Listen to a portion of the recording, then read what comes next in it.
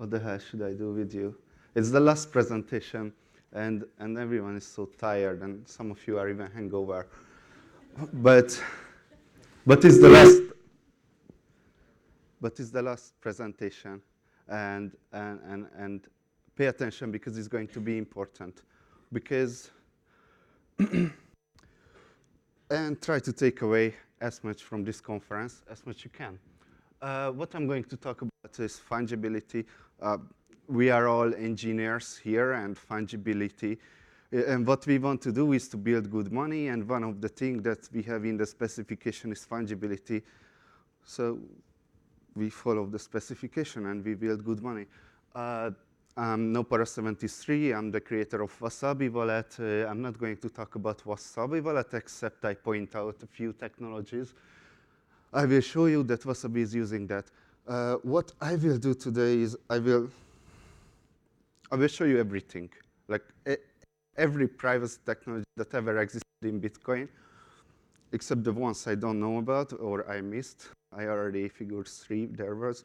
Anyway, I will show you everything. You might know about neutrino, you might know about confidential transactions and all these things, but you don't really know about how these things come together, who builds on top of each other, what technology comes from which technology, what do you want to solve? A quick warm-up. I went back and I looked at the very early privacy things that people come up with, and and a lot of things happened even before Bitcoin existed. So when Satoshi published the white paper to the mailing list, to the cryptographers mailing list, and in fact, even without the mailing list, Satoshi just put 3 very important concepts into just a white paper. One is pseudonymity, and basically he describes that in the banking system it's more like unobservability. They keep your transactions confidential. In Bitcoin, it's not. It's everyone knows about the transactions, but they might don't know what it means. What's very important, very interesting, is that actually Satoshi argued that on the mailing list that Bitcoin is not pseudonymous. May I have your attention, please? May I have your attention, please? The public address and fire alarm systems are about to be tested. The fire alert signal will first sound, followed by the fire evacuation signal. Please take no further action.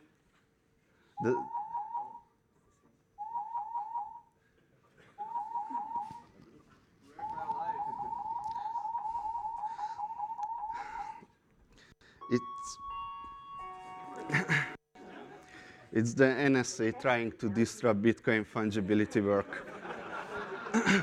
But we don't let them. Please advise no reception. Thank you for your cooperation.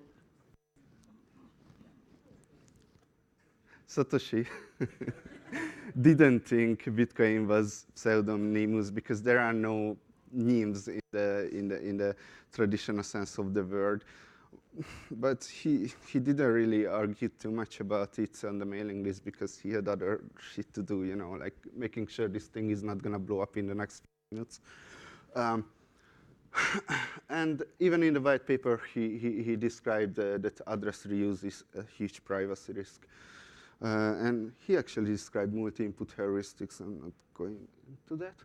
And let's go back to 2009. And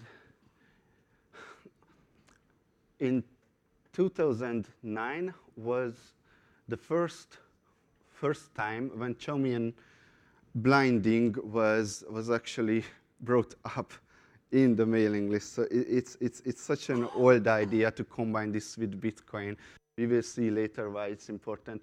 Also, Ricochet, if you are familiar with samurais, they were talking about that concept too there. And pay to endpoint, which was actually implemented in a way to the original Bitcoin client. So there were 2 ways you could send Bitcoin transactions. One is how we are doing right now, and the other one is that, which actually I think Satoshi imagined that will be the actual way to how we are sending Bitcoin transactions. That you give me your IP address, and I send you transaction. And that was later taken out insecurities and things like that. And then I was looking at in 2010, and I couldn't find anything really privacy related. Anyone here knows what happened in 2010? Nothing. Yeah, interesting gap. And go to 2011 when CoinJoin was first discussed. It wasn't called CoinJoin back then.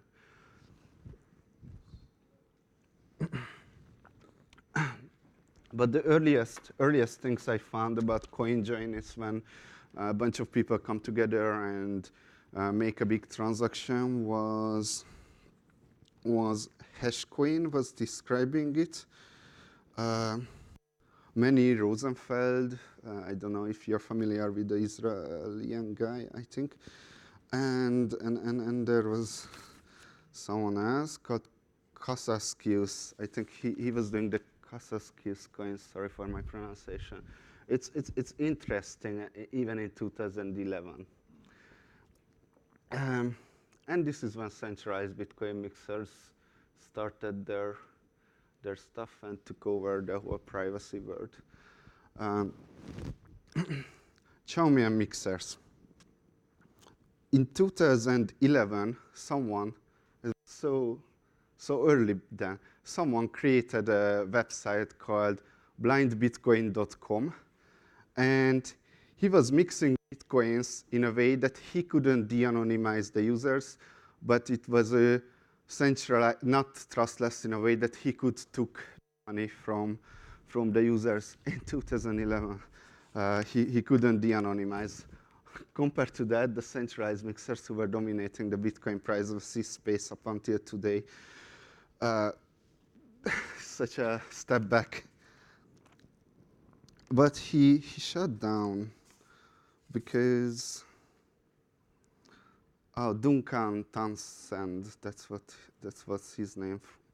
The potential liability of somebody finding an exploit and stealing from my customers, plus the potential legal liability, is too much to shoulder for the amount of money that I could potentially make on that sort of thing. It makes me very sad to have to close this site. And from the thread, actually, quite interesting things came up. That's when Hashcoin described first time CoinJoin. That was the warm-up. And don't worry, I only have one slide left. What I'm going to talk about is what ways we have to attack Bitcoin privacy. What are the things we have to defend? Privacy is like security. If the weakest point fails, then you don't have privacy.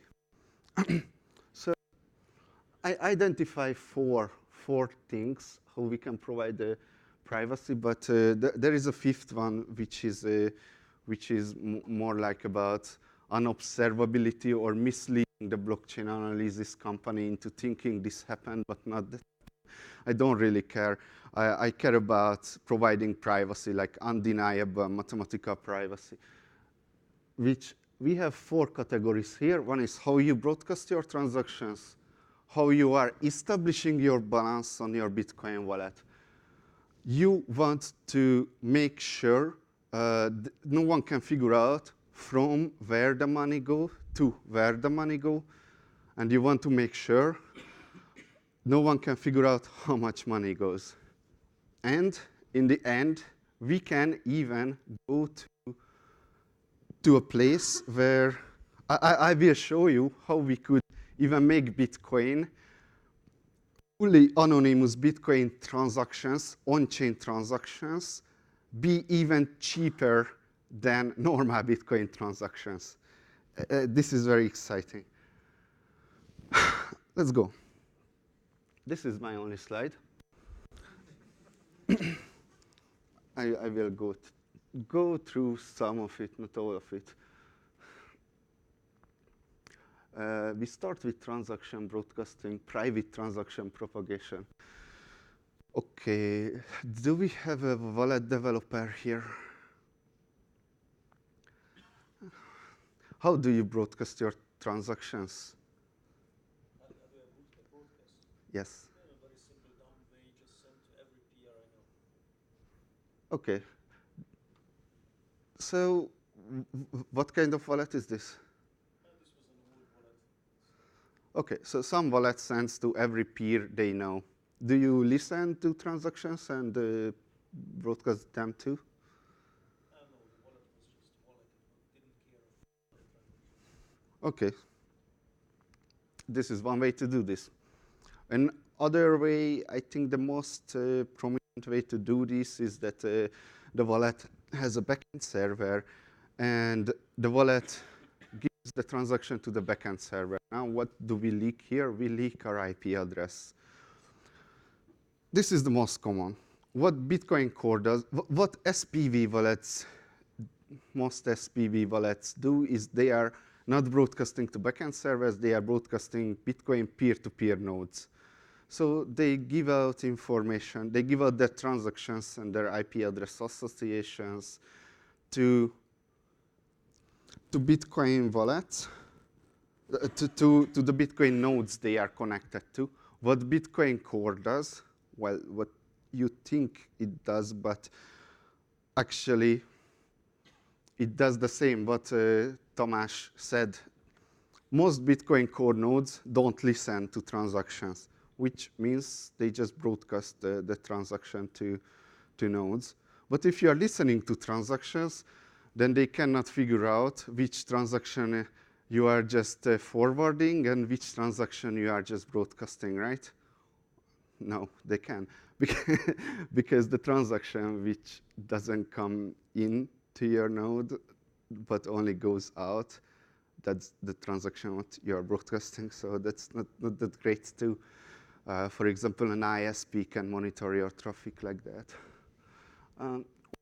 What we can do with this, we can encrypt our communication with the Bitcoin nodes. There is this Bitcoin improvement proposal I'm referring to by peer-to-peer communication encryption. I'm referring to a Bitcoin improvement proposal by Jonas Schnelli. And yeah, what you do, basically you are encrypting your communication between Bitcoin nodes. So yeah, what you are doing is you are able to broadcast transactions privately, but there are other things we can do much better, because you're still exposing your IP address to the node you are broadcasting the transaction to, which is not that great. There is this whole field started in 1979. I wasn't even born. By David Chaum. He came up with the concepts of mixed nets. It was his university thesis. And from this mixed nets, mixing network research, a bunch of other things came, which we all use in Bitcoin in one way or another. And when we later go to the upper way to the graph here, then we will refer back. As you can see, Wasabi even, I wouldn't say it's using mixed nets, but it's using something like that, which is on your routing. Wasabi is using Tor. Tor is on your routing. Anyway, another way of, so research progressed with the Dining cryptographer networks, DC nets. This was also David Chaum. And this was ineffective because what is it all about? It's solving a problem. There are, you all know, if 3 cryptographer goes to a restaurant and the then the waiter comes. And he says that, hey, someone already paid. And the cryptographers respect each other's privacy, so they don't want to ask each other that, hey, who paid? But they want to make sure not the NSA was who paid. So they are doing some multi-party computation protocol with each other to figure out if it was someone malicious or someone not malicious who paid. And just yesterday, I watched a presentation about Tor by the Tor developer. He said the worst of the things came from the DC networks because they don't scale, because everyone has to participate in the multi-party computation. And that makes that just doesn't scale. You cannot build a network of messaging of a Tor network, of an internet based on DC nets. But we have Bitcoin, and in Bitcoin, it's okay if we only do like 100 people come together and they do multi-party computation, right? So DC net is not that bad for us after all. And later we will see with dice mix, which was, who heard about CoinShuffle here? CoinShuffle, created by Tim Ruffing, and in that he built on top of CoinShuffle plus was created by Tim Ruffing, built on top of CoinShuffle and DC nets, and he created dice mix, and that's what they are using for Bitcoin anonymization. I'm using Xiaomi and CoinJoin in Wasabi. They are using this. This is much better. Wasabi is much inferior. But I mean, this is more practical what I'm doing because I'm also a programmer, not just a researcher. So I have to implement stuff, you know. Anyway, onion routing, randomized routing. I think we are going to the onion routing now. Who is using onion routing? What is onion routing? I want to send you a message.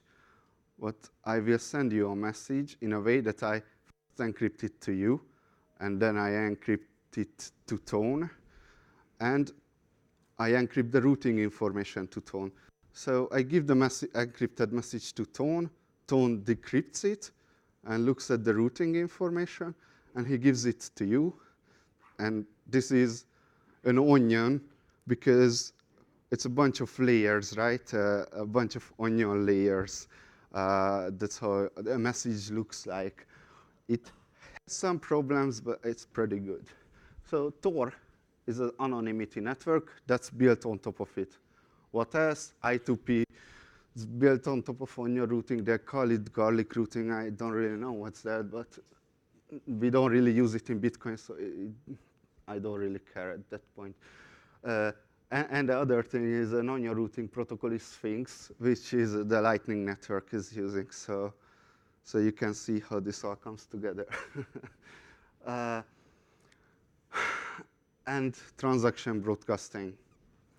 Transaction broadcasting is the third way of using the mixing networks research, which went into randomized routing, which Dandelion chosen to do. Who heard about Dandelion here? All right, a lot of people. So this is the ultimate way of Bitcoin transaction broadcasting. You cannot do better at the current knowledge, and I'm not even sure you need. Dandelion, basically, I'm sending a message to only one node. The one node only sends to one node, and there is a probability when it broadcasts to all the network. There is another phase in between, but it doesn't matter. The point is that when I get a message, just one transaction, and I don't know, was this the guy who broadcasted it to me? He was the originator, or was someone else? I cannot figure it out. But we don't have Dandelion yet in Bitcoin, but it's something that we will have. So this is the ultimate thing. What we are doing in Wasabi, we are using Tor and broadcasting it to the backend server. Why do we do that? Because that's the best we can do now. We could broadcast it over Tor to peers, but in Bitcoin, Tor is not implemented yet, and we have an okay way to do that, and that's good enough for now. That's all about transaction broadcasting, and these concepts are all going to come up very soon. I'm taking my time here, but the exciting part just comes later. Okay, next, UTXO retrieval. You want your balance. You want to establish your balance. And this was in the Bitcoin white paper that address reuse should be avoided. And this is why we have HD wallets. If you think about it, there is no other reason. Privacy. Because of HD wallets, so many problems we have, because we have to handle a bunch of keys, and yeah, not many wallet developers here, but if wallet developers think about that, because we have to handle a lot of keys, there are so many things, code we have to write because of it. It's really astonishing, crazy. So the best way to establish your balance is use a full node. How do normal wallets do now? Normal wallets, backends. They send your addresses, or even worse, your extended public key to the backend. So their backend gives back your balance and UTXO state, but then your backend knows everything, and this is like 90% of Bitcoin wallets, so great privacy there.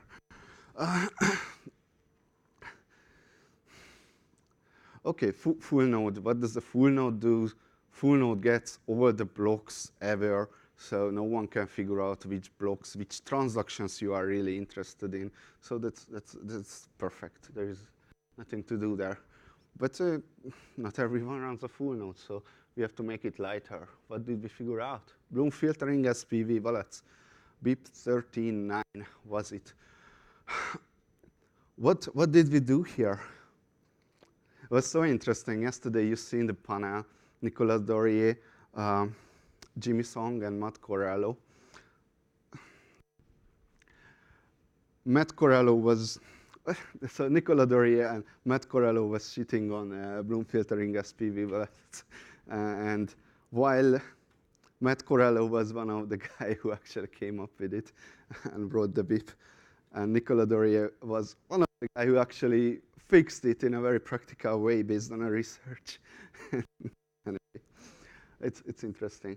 But yeah, it's not great. What we are doing here is that we're creating a filter of our transactions, and we give that filter to every full node that comes to our, that we want to get our transactions from.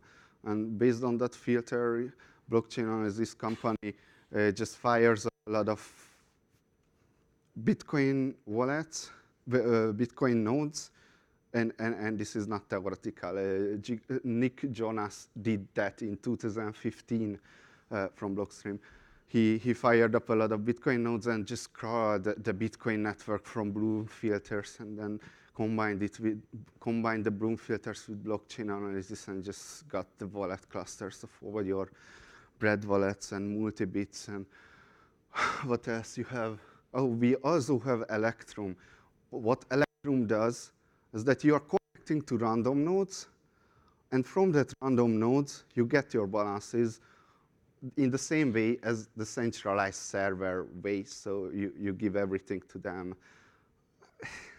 So you are exposing your privacy. You're exposing all your addresses to Electrum, to random Electrum servers, and that's not ideal. So the next thing what I was trying to figure out. So I was working on Tumbleweed, but I realized that this is a huge problem. And the biggest problem was building a Bitcoin privacy technology that it's great that you are doing stuff on the blockchain, but it doesn't really matter if you are de-anonymizing your users on the network level, right? So what can I do? I can use a full node. Really, because you need liquidity and people don't really use full nodes, so what can I do then? All right, so there was a pull request by Jonas Snelly in Bitcoin Core about full SPV nodes, which simply means it's an SPV node that downloads all the blocks from the creation of the wallet. It would have been great if it gets into Bitcoin Core. It didn't. There was not enough discussion, and a bot closed the pull request. Anyway, so I built it. I called that wallet Hidden Wallet. It was a full block downloading SPV node, but who would guess if you are working with a bunch of full blocks and you are starting it from scratch, you're just never going to compete with a Bitcoin Core full node, even though you are only working with blocks from the creation of the wallet. It's just so inefficient. Bitcoin Core is so over-optimized that you cannot compete with that. And then last year, or maybe 2 years ago, in the Breaking Bitcoin conference, Rosebeef presented client-side filtering SPV wallets. And this is called in so many names: BIP 157, BIP 158, Neutrino. And this is the light wallet architecture that can actually be private in a balance querying UTXO set establishing point of view. Because what do? We have Golombrais filters, not Bloom filters. It doesn't really matter. It's just half as big. So that's kind of the difference.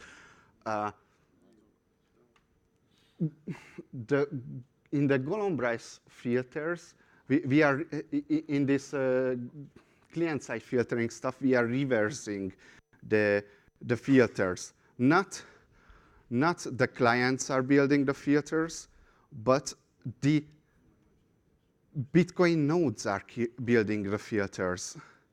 So, and this filter is constant.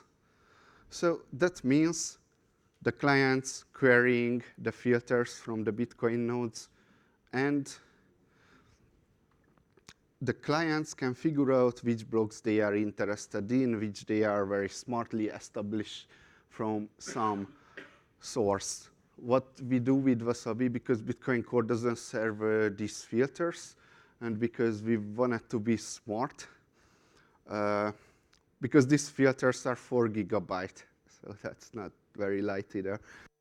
We wanted to be smart, so we built our filters ourselves in our server, and we give those fixed filters to the user over Tor, but it wouldn't really matter if it's over Tor, but it's over Tor, because we only communicate with our server over Tor. We give those filters to the user, and we only use batch 32 addresses, which means our filters are only 200 megabytes because we only build batch 32 filters. So it's only 200 megabytes instead of 4 gigabyte, which is great. Yes, there is a trade-off there. Another thing, what we are doing in Wasabi is that we actually the full node as a block source. So if you have a running Bitcoin node, you don't have to configure anything. You just simply the wallet just simply is gonna get the blocks from your full node and not from random nodes, and that's much faster. So that's good too. That's it. Let's go to the blockchain.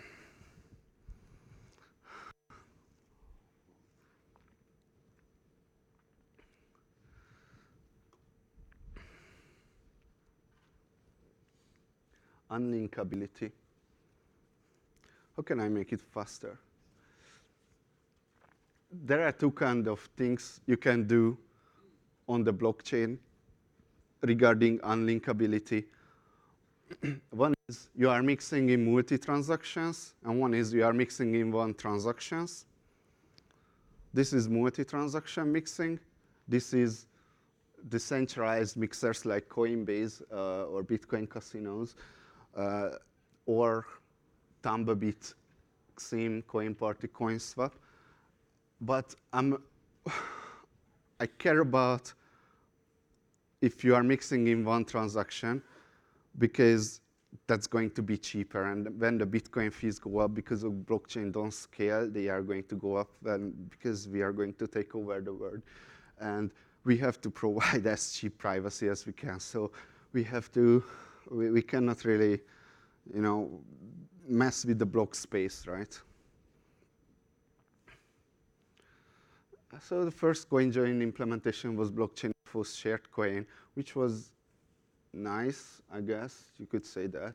It wasn't very great. I mean, as you can see, so it didn't provide much privacy against blockchain info, did it? Because they know all your addresses. But it was nice start. There were other things. What I really find fascinating is coin shuffle. What did coin shuffle do? Coin shuffle built CoinJoin in a way that the server is untrusted, so it cannot de-anonymize you and cannot steal your coins. And the server is a bulletin board, so that most of the work that the server does is accepting messages from the peers, and the peers somehow negotiate the CoinJoin with each other, and then the server broadcasts. This is what CoinShuffle did. Some might notice it's very similar to Wasabi. We'll get to it very soon. I don't have much things left. You might heard about dark wallet, but I don't want to spend time on that now. Amir Taki and Cody Wilson's great publicity stunt. So CoinShuffle implementations were one of the Mycelium's Shuffle Puff and Cash Shuffle from Bcash. And what we are doing with Wasabi is the exact same thing as CoinShuffle was doing, and in a trustless way, but except it's more centralized because the server is not only a bulletin board for messages from the peers, but it's doing a couple of things like accepting registrations, makes sure that malicious peers are not accept their registrations, who are trying to disrupt the CoinJoins, and the server builds the CoinJoin and things like that. But in the same trustless way, it's just more centralized than CoinShuffle, which is more decentralized than the CoinShuffle implementations, which is actually very funny. Anyway, Xiaomi and CoinJoin. It's with blinding signature, but as I said, I want to talk about cutting edge, like the most cutting edge stuff, so I don't really want to talk about the Wasabi features now.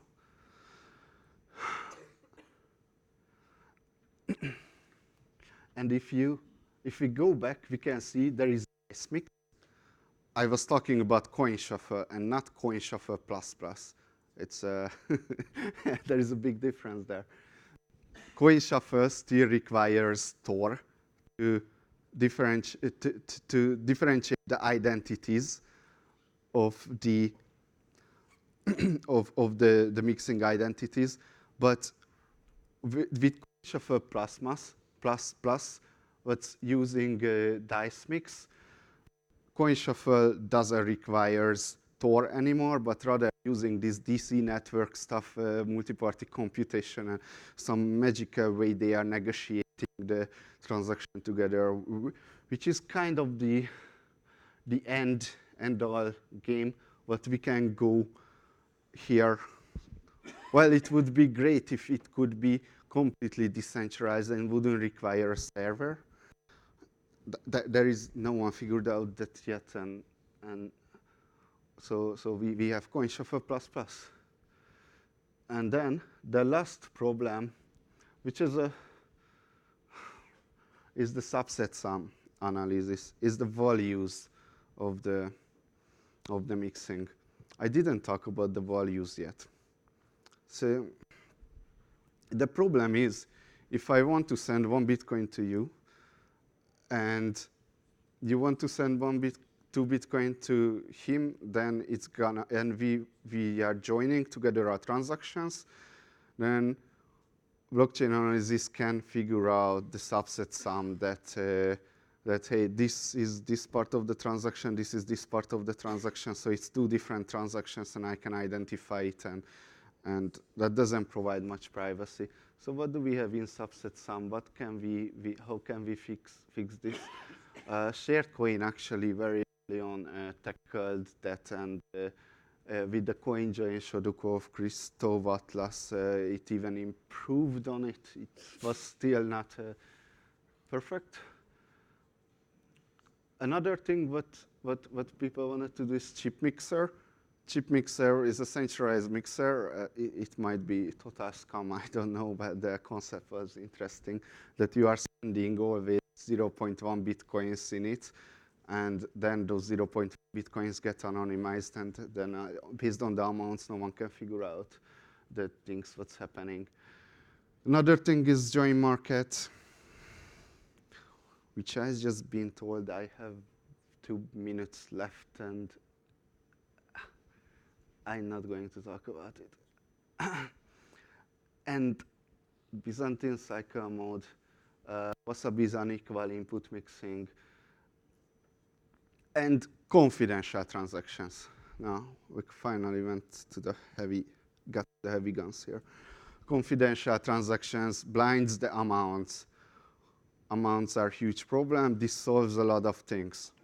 This is great. Problem with confidential transactions, the problem was with confidential transactions until we found more problems about the inflation and stuff, is that it was huge, and bulletproofs came to our help.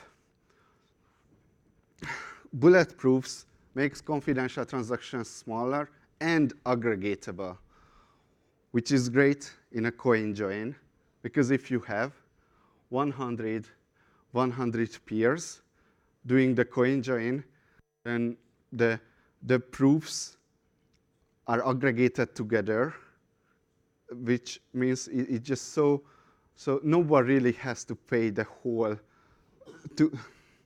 So it becomes insignificant how much one person pays because of the aggregation, and that's great. And the other thing that we can aggregate is the signatures in the CoinJoin transactions with Schnorr signatures aggregation. And if we aggregate the signatures with Schnorr signature aggregation in the CoinJoin transaction, then we get to a point where, because of bulletproofs, it doesn't really matter. Confidential transactions are huge. It becomes insignificant in the CoinJoin. Because of Schnorr, CoinJoin becomes cheaper than normal transactions. And when liquidity takes up, then completely private transactions with CoinJoin, with bulletproofs and confidential transactions with Schnorr become even cheaper than normal transactions. It's just great. And CoinShuffle++ became Value Shuffle. Value Shuffle was the one that first applied confidential transactions to CoinJoin, which was still from Tim Ruffing and Moreno Sanchez and Aniket Kate. And this is what we can do with Bitcoin. I hope it was not too much. It was, yeah. Thanks, guys. That's the end of my presentation. Yeah, thanks, man.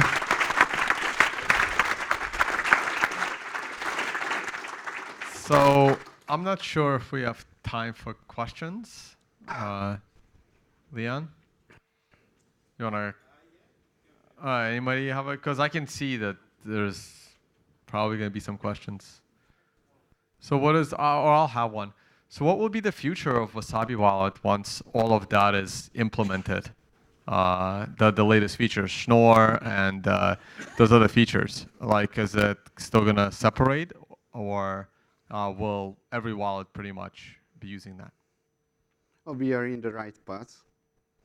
The mixing is more centralized than with CoinShuffle, but it's okay for now because at least we can pay attention. If there is a bug, then we can upgrade the server, and we can fix things this way, but in the future we can decentralize it. All right, question? So one of the problems with a lot of these systems is the anonymity set, and a lot of Dcash is really famous for having very few shielded transactions. Tor has this problem, as I understand it, where your ISP can tell you're using Tor. Most people don't use Tor. Most people using Tor should be watched. Therefore, by using Tor at home, you're putting yourself on a watch list. Is there anything we can do as developers to build features into kind of widely used things that increase the anonymity set, in your view, so that someone who's not interested in privacy still is using it and contributing to the anonymity set? We are kind of fucked. So anonymity doesn't equal unobservability, right? I didn't talk about another big field. I'm happy that I left it out because even this was too much. It was more about how you are misleading blockchain analysis companies, right? Until they don't mind that we are anonymous, until we don't really need to mislead, rather build anonymous systems. When they start to tag the transactions, then the misleading things like pay to endpoint or ricochet, things like that becomes much more valuable than how they are today. That's what we can do. But I really hope that we're not gonna get there because that would really be a catastrophe, Maybe that's the time when you have to go and develop on Monero. I don't know. That would be bad. Hi. So Wasabi takes a small fee for performing the shuffling operations. Does that cover the cost of running the Wasabi server? Is it profitable or? It is. It was the first time that we were able to pay out our developers from the mixing fees. Yeah, it was a great month.